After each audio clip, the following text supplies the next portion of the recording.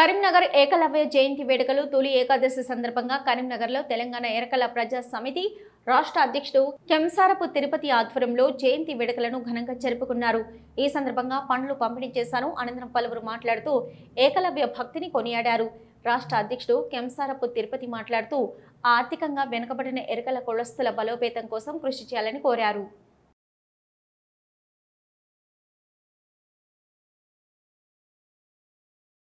ముఖ్యంగా ఈరోజు తొలి ఏకాదశి సందర్భంగా తెలంగాణ ఎరకల ప్రజా సమితి రాష్ట్ర కమిటీ ఆధ్వర్యంలో జూలై 1వ తారీఖు నుండి జూలై 6వ తేదీ వరకు ఏకలవ్య జయంతి ఉత్సవాలని చెప్పి జరపాలని కమిటీ నిర్ణయించింది. అందులో భాగంగా ఈరోజు కరీంనగర్లో తెలంగాణ ఎరకల ప్రజా సమితి రాష్ట్ర నాయకులు మన సోషల్ మీడియా కన్వీనర్ మొగిలి శేఖర్ మరియు ఉండాడి సాగర్, మన ఉండాడి వెంకటేష్ మరియు బిజులు సమ్ములు గారి ఆధ్వర్యంలో ఈరోజు ఇక్కడ కార్యక్రమం ఏర్పాటు చేయడం జరిగింది.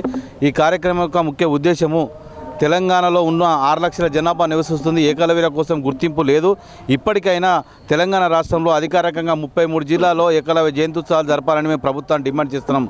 అదేవిధంగా ఎరకల కులస్తులకు ఇంతవరకు కూడా ఇందిరమ్మ ఇల్లు అప్లై చేసుకున్న వారికి కూడా ఇల్లు రాకపోవడం చాలా బాధాకరం. ఈ ఏకలవ్య సందర్భంగా మేము ఒకటే చెప్తున్నాము, ఎరకల కులస్తుల కోసం ఏకలవ్య ఫెడరేషన్ ఏర్పాటు చేసి ప్రత్యేకంగా కేవలం ఎరకల కులస్తుల కోసమే 5 కోట్ల బడ్జెట్ కేటాయించాలని మేము డిమాండ్ చేస్తున్నాము. లేని పక్షంలో పెద్ద ఎత్తున ఉద్యమాలు చేస్తాము. ఏకలవ్య జయంతి గురువు శిష్యుల మధ్య బంధాన్ని తెలియజేసిన గుర్తింపు ఉండే ఏకలవ్యను జయంతి జరపడం చాలా బాధాకరము. ఈరోజు ఏకలవ్యుని జయంతి కోసం స్వీట్లు పంపిణీ చేయగలిగినాం.